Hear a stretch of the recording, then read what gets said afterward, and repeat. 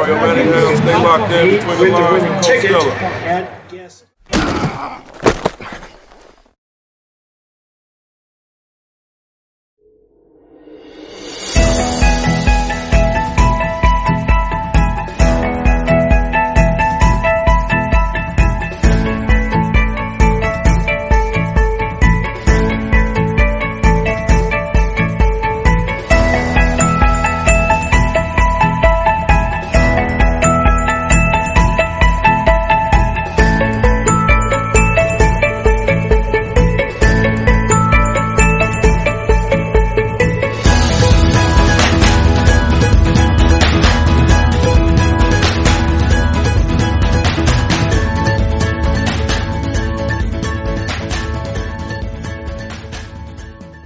Between the lines with Coach Stella, we back. Yes, sir. Week 4. Is week 4 or 5? Week 5, bro. Week 5. Yeah. We back in the building, Almost man. at the halfway point. Man. It's the halfway point. Or if you plan on going to Canton, it's the first third of the season. Facts. Right? If you plan on making that trip deep into the playoffs, like Facts. we are, right? Yeah, we know we there. We ain't no fair weather hustlers. You know what I mean? We'll be at the games when it's cold and it's brick. The essence of Northeast Ohio football. First third of it. For sure. So the first third of the season has been played through. Stories are starting to shape up. Yep. We starting to find out who's who. Mm-hmm. You know what I'm saying? A few injuries then forced some other teams to find money elsewhere. Yep. So we're gonna get into it all, man. Coach, take us in there, man. Let's go talk about the Stellascope recap. Man, we're gonna jump in and man, only had 2 games, really, man. It was a lot of good games, man. I just wanted to dial on these 2, man. So the first game, Upper Cleveland, North Cleveland, man. Glenville at St. Ed's, bro.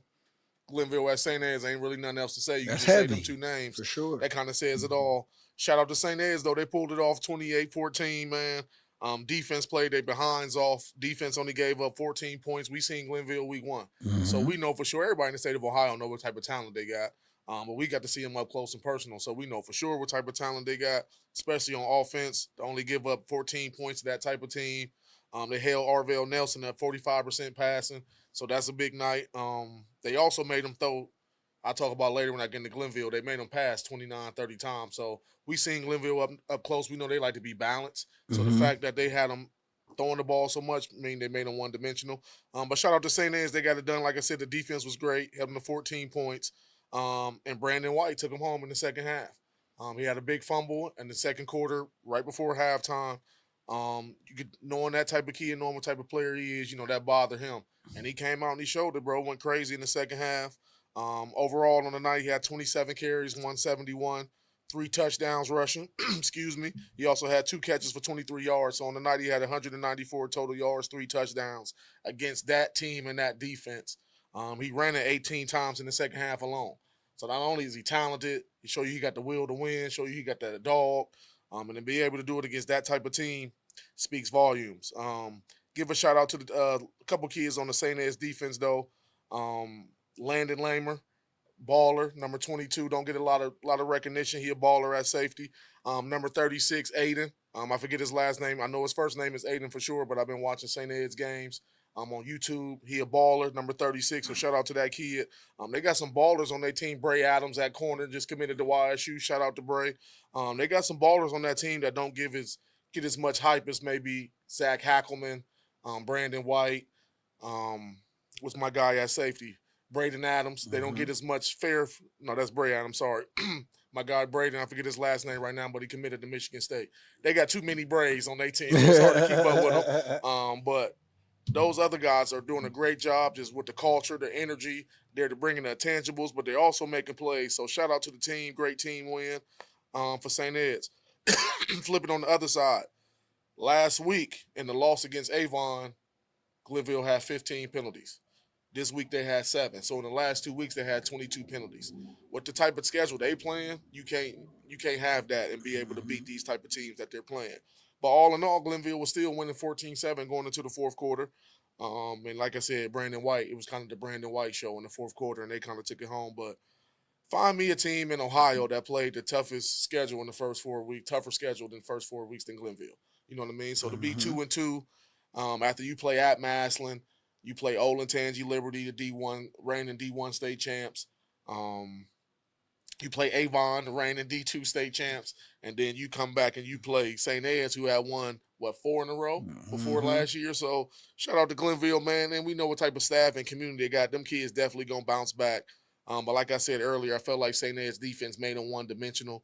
Seeing Glenville up close, when Glenville could run the ball and kind of pass when they want to, throw it on first down and mix in some play action, they tough to beat. So the fact that St. Ed's made them one-dimensional, I'm sure that was tougher on them. But Glenville going to get it. Coach Gideon going to get everything together. They're going to fix those penalties and a lot of those things that's bothering them. Special teams been biting them in the butt the last 2 weeks also. So if they can clean up the penalties, clean up the special teams, it's Glenville. They'll be fine. They got a couple weeks of Senate League play coming up. We know how talented they are. So like I said, they'll clean it up next week. They're on the road. They're at home against John Adams. And next week, St. Ed's is on the road at Massillon. We'll be in the house. We'll talk about that later, bro. But that's the first game, man. Glenville at St. Ed's. And then going to the second one, bro, we got Painesville Riverside came down to Mahoney Valley, played Austintown Fitch. Big for Division II playoff seedings, both teams in Division II. So that was big. Fitch did a great job pulling it out, 17-14. These are the type of games I like to see Fitch win. You know what I mean? When they talented and they rolling, I know like when they come out steamrolling you, they could beat almost anybody. But these are the type of games that's gonna feel like in the playoffs. Low scoring, good football team. They might jump out earlier and get the momentum. We got to respond. We got to go in at halftime, make some adjustments. Now our players got to respond, take what we telling them at halftime and go execute. And they did that in this game against a very good team. Riverside was 3-0 coming down here. Also seeing Riverside scrimmage against Harding. So they're definitely a good team. And the defense played a hell of a game, man. They only gave up 166 total yards, only gave up 14 points. As a team, they had 7 TFLs. They had 2 sacks. Shout out to D-Man DeVanzo Tate III. He had the game-winning interception at the end. So they was doing their thing on defense, man. And then offensively, CK3 had a good game, 29-38, 225 in the touchdown. Junie had a touchdown. Brady had 9 catches.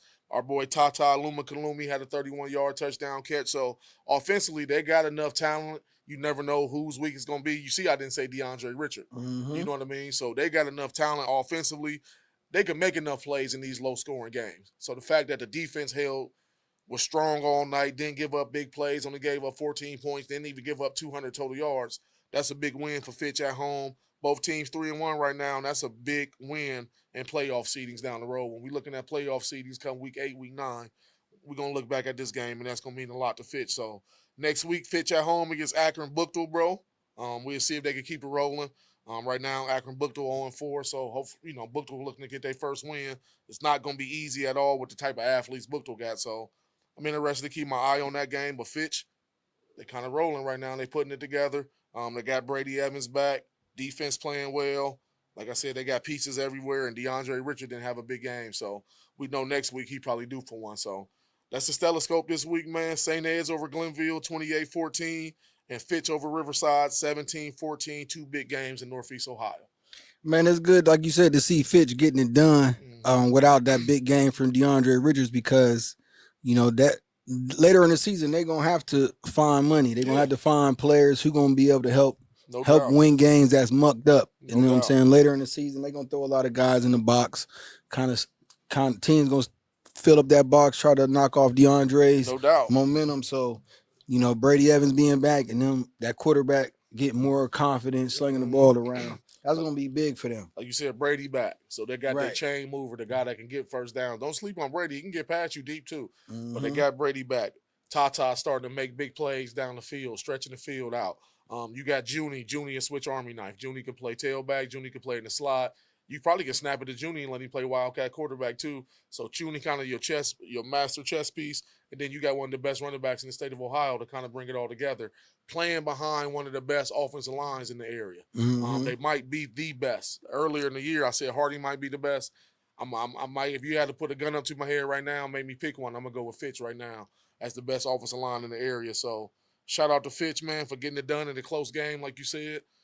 Shout out to St. Ed's. Also, man, as watching St. Ed's jump out 4-0. We talked about the Glenville a couple episodes ago about how they like your favorite wrestler. They're gonna play anybody, anywhere. That don't mean they're not gonna be the 11-0 and things of that nature. So of course, Glenville, they got to play anybody, anywhere mentality. And then St. Ed's 4-0. You know what I'm saying? Not that you surprised, but seeing Brandon White coming back, getting rolling. You know what I'm saying? Switched his number up this year, so Yeah. he in single He digit looking style. You good. know He what I'm looking saying? good in that. He looking good in that And too, man. he been having his when he healthy he has his way. And not only him, when you any team, you get Brandon White and Zach Hackelman back. Right. So You know what I mean. You you cooking with fresh grease. you seeing Saint Eds that championship pedigree. Mm-hmm. You know what I'm saying? Getting them quality wins, Mm-hmm. getting heated up for the second half of the season. Yep. Moving on. Let's do it, bro. Our Ellie House game of the week. Yes, Now sir. this week we went down 224 to the battle with 224, No man. doubt. Shout out to Poland. Hospitality was great. The Yep. environment was It great. was. It was nice, Home man. team packed their side. Yep. Canfield, they travel well, right up Mhm. the street. People Coach, around the fence. Coach, take us to the sideline. What you see? I'm gonna start right there where you started at, bro. Like we was at the game last year in Canfield, and I know one of the things me and you talked about is let's see what the atmosphere feel like at Poland. Great Right. atmosphere. They checked that off.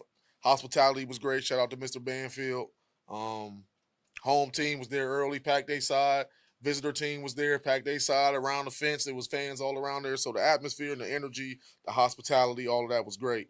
And it was a great football game. If you look at the score, shout out to Canfield, got it done 35-13. When you hear that score sound like a blowout, that wasn't it. Right. In the back half, I probably want to say with 3-4 minutes to go in the third quarter, it was 14-13. Mm-hmm. You know what I mean? It was 14-13. So it was really, really a good football game.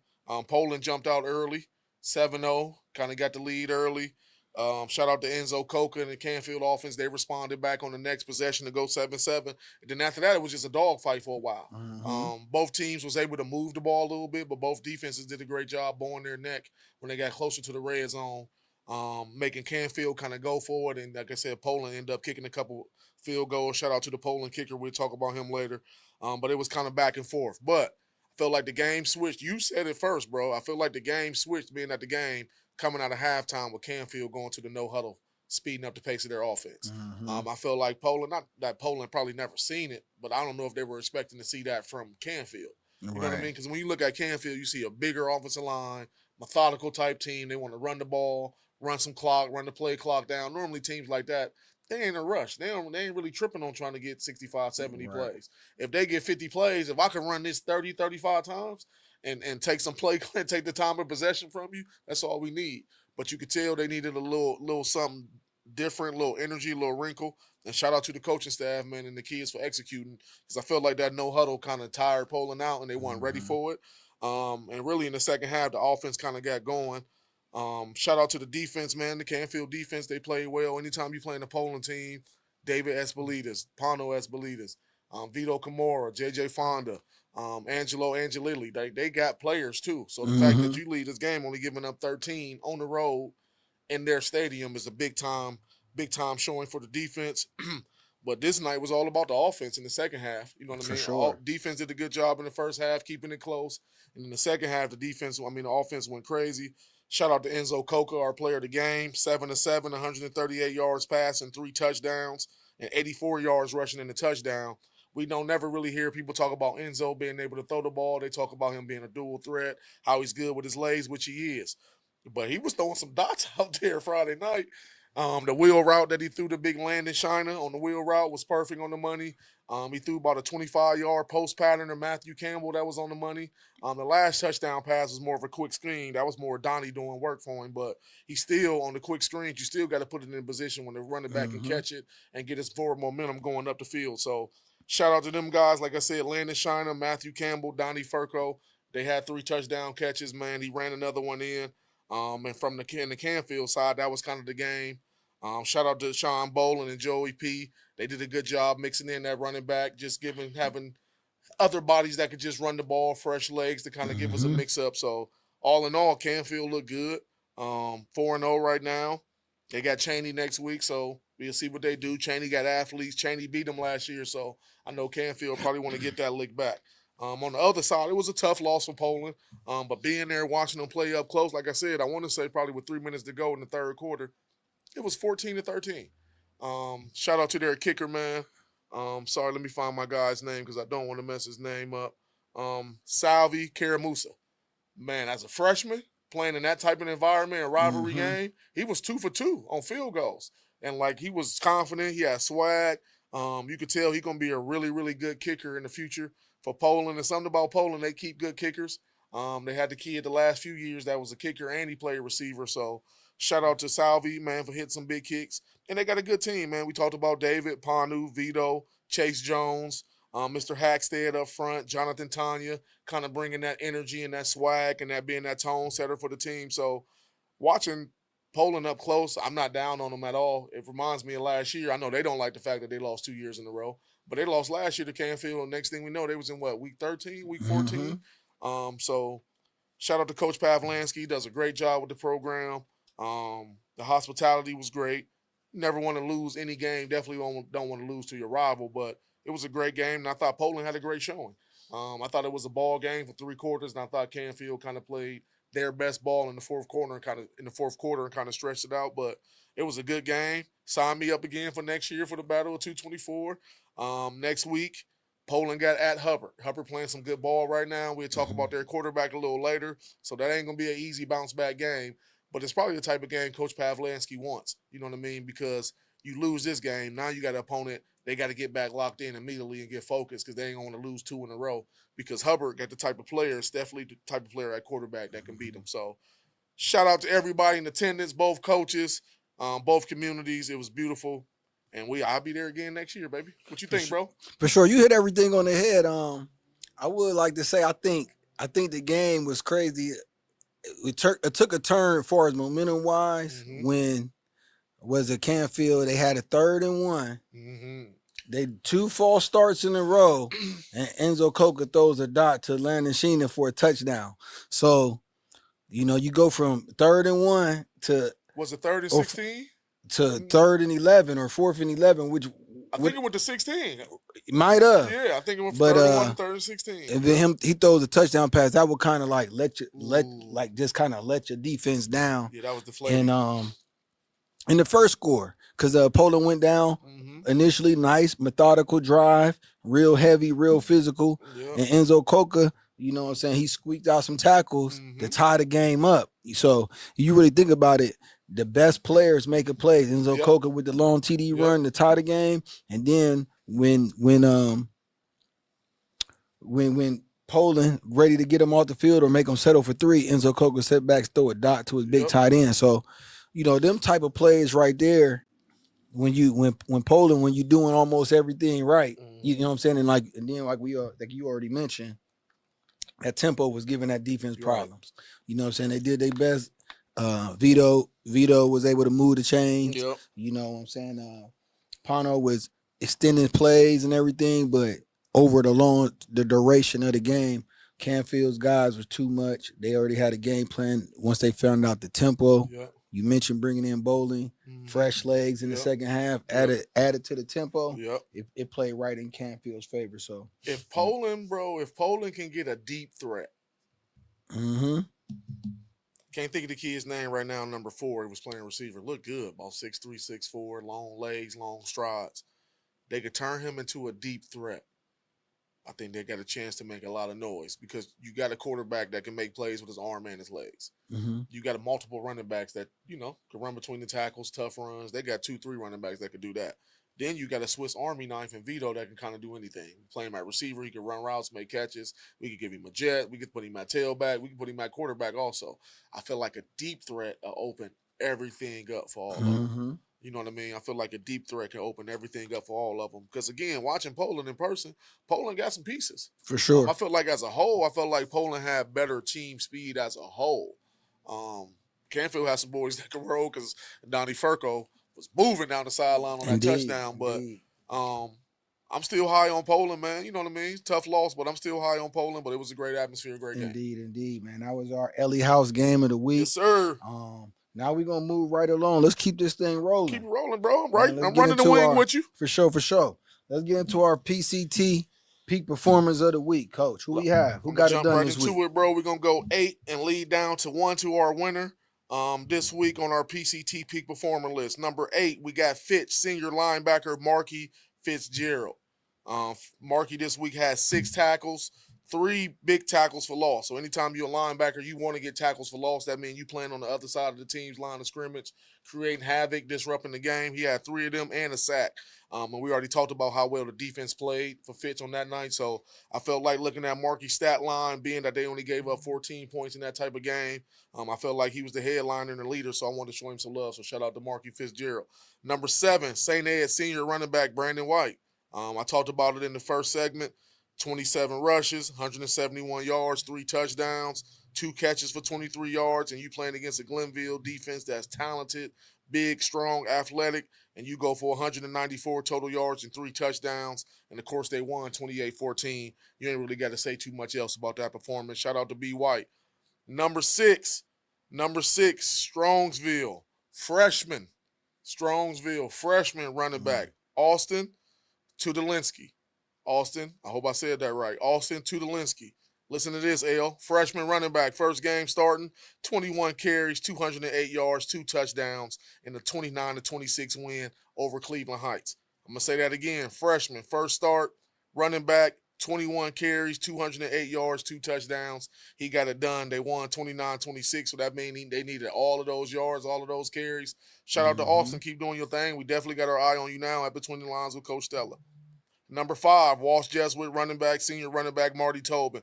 Marty just, simple day at the office, 254 yards, 2 rushing touchdowns. Nothing crazy, 31-0 win over Iggy. Poor Iggy. But shout out to Marty Tobin. We seen Marty last year. Marty the type of kid that loves football. So it's good to see Marty have these type of nights, and he a good football player. So shout out to Marty. Number 4, West Branch quarterback Brady Hurst. Brady had a big-time night in a 27-6 win versus Cheney. Brady went 18-24, 191 yards passing, and then he also gave you 19 rushes for 113, 3 total touchdowns for a total of 304 yards and 3 touchdowns. That's getting it done. You know what I mean? You throw for pretty much 200 yards, rush for 100, 3 total touchdowns, and we know Cheney got athletes. You know what I mean? So he won like he was out there just playing anybody. So shout out to Brady, man. That's a great job. Keep doing your thing. Number 3, Hubbard, senior quarterback, Braden Songer. I was just talking about him in the last segment. Brady had a big-time game. Brady been having a big-time year. Brady been a receiver his first couple years in high school. Now they moved him to quarterback. Sure, he's the best athlete, but he's doing his thing. He went 11-16, 133 yards passing, 3 touchdowns. Also gave you 6 carries for 145 yards rushing and 2 touchdowns for a total of 278 total yards and 5 touchdowns. That's getting it done. Shout out to Braden. Also coached against him in basketball. He one of the best basketball players we got in the area. He probably the best shooter, one of the best shooters. I ain't gonna say the best because we got some kids on our team that can shoot it. I'm gonna always go with my guys. But on a serious note, Braden can play. Coached against him in basketball. He's a really good basketball player, and he putting together a really good senior year of football. So shout out to Braden. Number 2, Kent McKinley Jr., wide receiver Darius Hill. This the kid really that I knew going into the year that he would be on this list probably multiple times. I'm shocked that it took to week 4. I'm guessing, shout out to Coach Renzi Parnell, I'm guessing he probably talked to the offensive coordinator and said, hey, we got a kid number 19. He's really, really, really good. So let's get him the ball. And that's what they did, bro. 10 catches. You don't really see high school receivers have 10 catches. So that let me know they was really trying to get him the ball. But he went to work with them 10 catches. 10 catches, 94 yards and a touchdown. Also had 115 return yards and a touchdown for a total of 243 yards and 2 touchdowns. The reason why I got him at number 2 because it's hard in high school to get 10 catches. You know what I mean? So not only did that mean he was in the right spot, but he's catching the ball, making plays, and he's also giving life to his energy. Giving energy and life to his teammates. So shout out to Darius Hill. We seen Darius last year. We seen him this summer. We know what type of player he is. Big-time junior year coming up for him. And he went to work in a 38-0 win against Glen Oak in a rivalry game. Even though they won 38-0, it's still a rivalry game with a big-time atmosphere. So, and that leads us to our PCT, Peak Performer of the Week. This kid been on the list a few times this year. I knew he would win it, and it was only right after this week looking at the numbers, and that's Gerard, sophomore, quarterback, A.J. Pearson. Check these numbers out, L. Listen to these, bro. 13-13 passing. I'm going to say that again. 13-13 passing for 378 yards passing. 2 touchdowns, and then he just gave you 72 rushing yards and 2 more touchdowns for a grand total of 450 total yards and 4 touchdowns. And this was crazy, people. I want to say week 1 he had more total yards than that. He didn't go 13-13, but I want to say in week 1 he had more total yards and more total touchdowns. That's what type of year the kid is having.